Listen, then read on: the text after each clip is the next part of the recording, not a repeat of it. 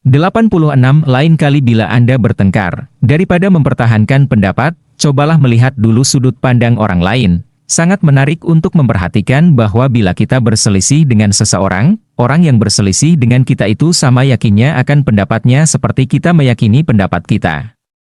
Tetapi kita selalu berada di sisi kita sendiri. Inilah cara ego kita menolak belajar sesuatu yang baru, juga kebiasaan yang menimbulkan banyak stres yang tak perlu. Ketika pertama kali saya secara sadar mencoba strategi melihat sudut pandang orang lain dulu, saya menemukan sesuatu yang benar-benar luar biasa, tidak menyakitkan, dan membuat saya merasa lebih dekat dengan orang yang berselisih dengan saya.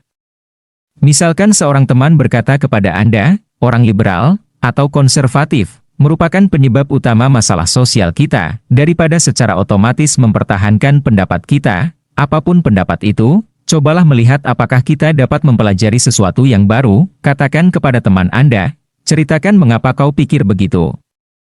Jangan mengatakannya dengan maksud tersembunyi atau untuk bersiap-siap mempertahankan pendapat Anda, tetapi benar-benar karena ingin mempelajarinya dari sudut pandang yang berbeda. Jangan mencoba mengoreksi atau membuat teman Anda melihat bahwa pendapatnya salah. Biarkan teman Anda merasakan kepuasan karena pendapatnya benar. Berlatihlah menjadi pendengar yang baik.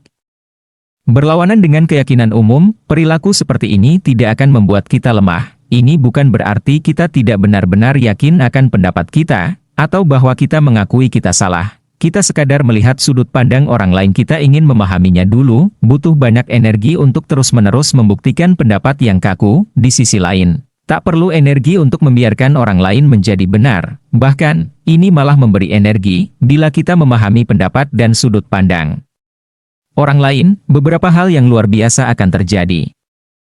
Pertama, kita akan sering belajar sesuatu yang baru, kita akan memperluas wawasan. Kedua, bila orang lain yang berbicara dengan kita merasa didengarkan, ia akan merasa jauh lebih respek kepada kita daripada bila kita langsung menyerobot pembicaraannya dengan mengemukakan pandangan kita. Menyerobot pembicaraan hanya akan membuatnya lebih defensif. Hampir selalu, bila kita lebih lunak, orang lain akan lebih lunak pula. Ini tidak terjadi begitu saja, tetapi pada saatnya akan terjadi. Dengan lebih dulu memahami, berarti kita menghargai dan menghormati orang yang berbicara kepada kita di atas kebutuhan kita untuk menjadi yang benar. Kita sedang mempraktikkan suatu bentuk cinta tanpa syarat.